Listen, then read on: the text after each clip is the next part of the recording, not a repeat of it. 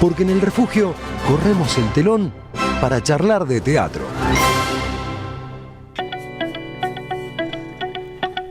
Qué bueno saludar a Larisa Rivarola. ¿Cómo va, Larisa? ¿Cómo estás?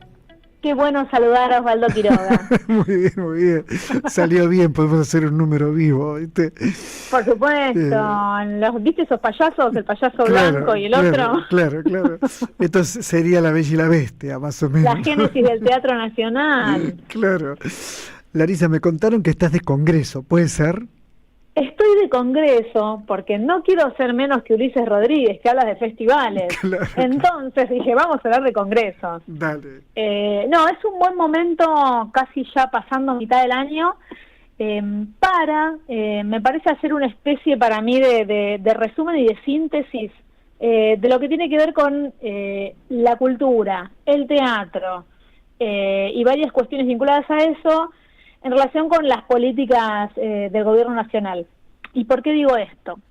Me interesa hablar del 33º, acá aparezco Ulises Rodríguez, 33º Congreso Internacional de Teatro Iberoamericano y Argentino. O sea, 33 años ininterrumpidos de un Congreso Internacional de Teatro en nuestro país.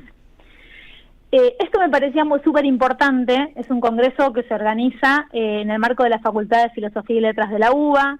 Lo organiza también un grupo histórico, que es el GT, el Grupo de Estudios de Teatro Argentino Iberoamericano, y quería, de alguna manera, en esta mitad del año, hablar del Congreso, que se va a realizar a partir del martes que viene, es del 5 al 8 de agosto, en la Facultad de Filosofía y Letras, porque la verdad es que sintetiza, de alguna manera, varias dimensiones de las cuales está atacando el gobierno nacional. Me refiero, desde que inició su gestión, me refiero a la universidad pública, me refiero al sistema científico nacional, a las expresiones culturales nacionales en general y al teatro en particular. O sea, hay varias dimensiones ahí que están claramente sufriendo el ajuste del gobierno nacional. Y este congreso las aglutina, tiene, como dije, 33 años.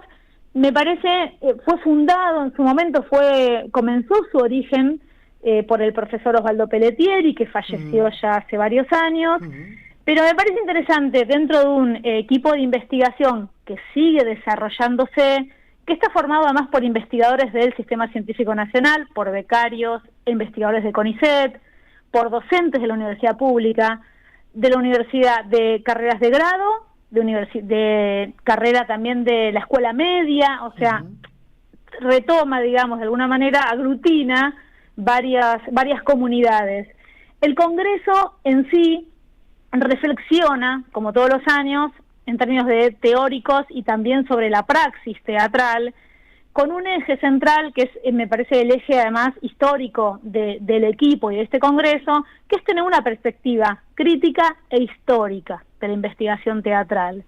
Y lo nombré a Pelletieri porque, de alguna manera, él, allá por fines de los 80 y principios de los 90, de alguna manera profesionalizó la investigación en el área de teatro, ¿no? Aquello que podía ser como una reflexión más del estilo más de hobby, más informal, más de ese estilo. La verdad que ubicándola en el marco de una cátedra, como fue la de Historia del Teatro Latinoamericano y Argentino, ubicando o empezando a desarrollar este congreso, llevando adelante publicaciones vinculadas, fue una manera también para mí de legitimar y de darle solidez a entender y pensar la historia del teatro como patrimonio, además, material e inmaterial. Entonces, un poco quería invitar, además, a los oyentes, a las oyentes, si bien tiene un sesgo académico, el Congreso reúne ponencias de investigadores de Perú, de Colombia, de Chile, de Estados Unidos, de México, de España, de Uruguay, o sea, es realmente internacional. Tiene unas mesas especiales sobre las que quería destacar la relación entre cómo este equipo y este congreso piensa el teatro vinculado a la coyuntura y a las condiciones de producción del teatro actual. ¿Cómo lo piensa el grupo? Y primero, desde una mirada que valora la identidad y la historia de una comunidad, ¿sí? Como un acervo de conocimientos, como el teatro transmitido de una generación a otra. El teatro como patrimonio, el teatro como una manera de interrogarse una sociedad, una comunidad, por un sentido histórico y por un sentido político. Ese es el eje y la línea en el que se trabaja en el equipo. Se piensa más el teatro siempre desde las condiciones de producción del discurso, desde las relaciones con el mercado, y la teoría desde ese lugar. Entonces, me pareció interesante que no es un campo de investigación solo pensado a partir de espectáculos, ¿no? O de la producción artística disociada de su contexto, sino siempre en un anclaje histórico, siempre en un anclaje político. Bueno, tu tesis, que es excelente, va por ahí. Bueno, es que la verdad es que yo me formé con Pelletieri, en términos de perspectiva me refiero, ¿no? Digo, de siempre entender que la praxis o la disciplina que nos lleve adelante, y acá, digo, me extiendo más allá del teatro en este caso, Sí. siempre tiene que tener una perspectiva histórica, estar ubicada en tiempo y espacio. Claro.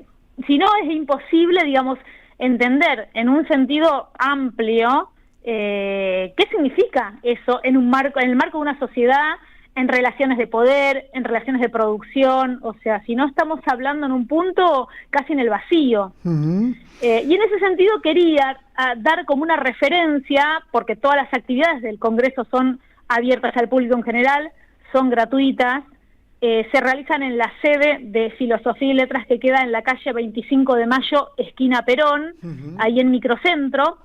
A partir del martes, quería retomar o por lo menos invitar a 3 actividades específicas, que son 3 mesas redondas. Una tiene que ver con lo que este equipo, digamos, en el Congreso se edita ya hace 30 años la revista Teatro 21.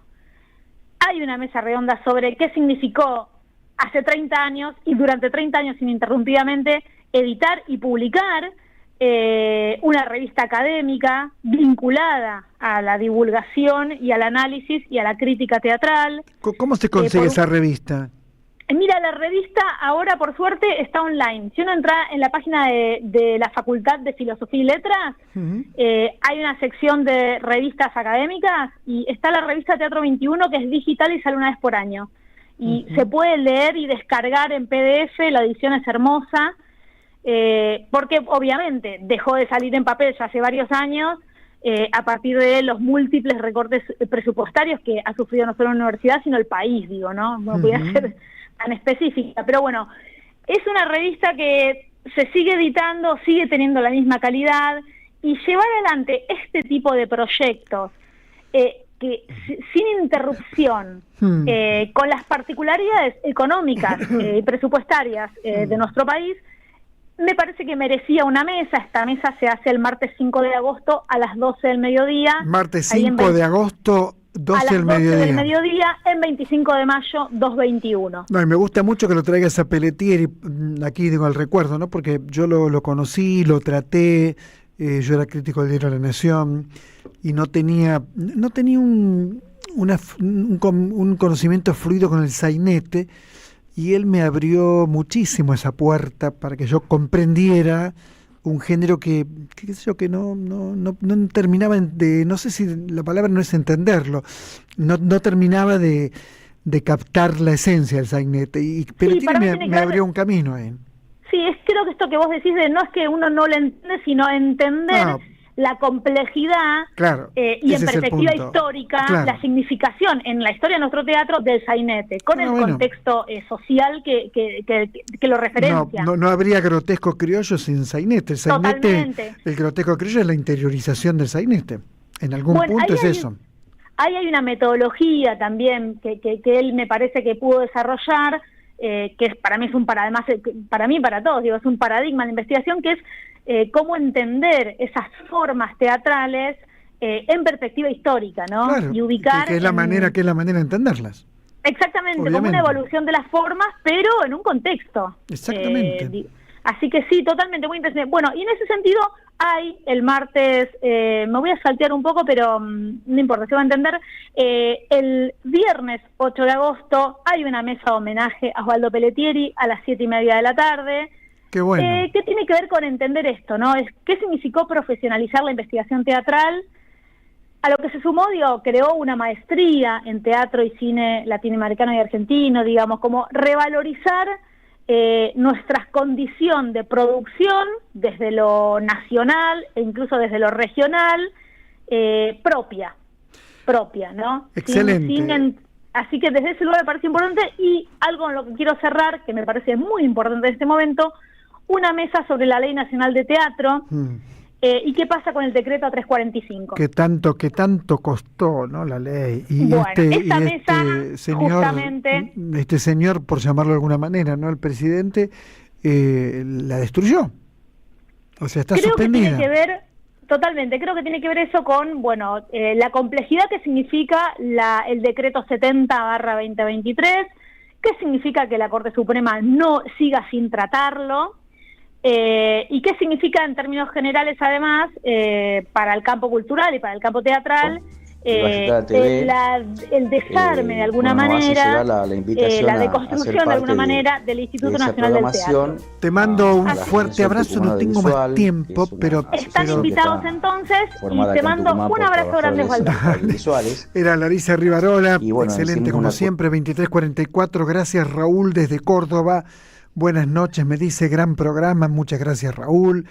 María José, buenas noches. Osvaldo, los escucho, coincido con tu análisis respecto de la gravedad de la crisis que estamos atravesando. Bueno, hoy estamos viviendo un gobierno que busca el equilibrio fiscal a costa del equilibrio social, del desequilibrio social, perdón.